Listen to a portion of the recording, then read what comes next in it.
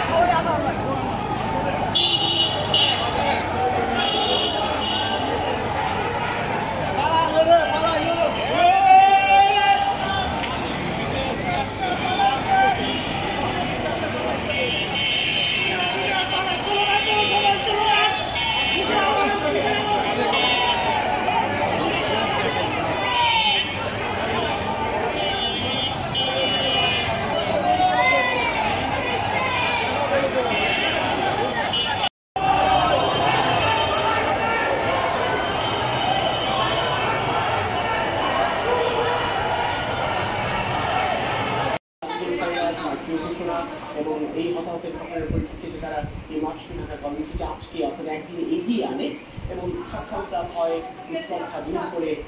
গতকাল রাত থেকে অনেকেই যে যার মতো যেভাবে যেখান থেকে যেই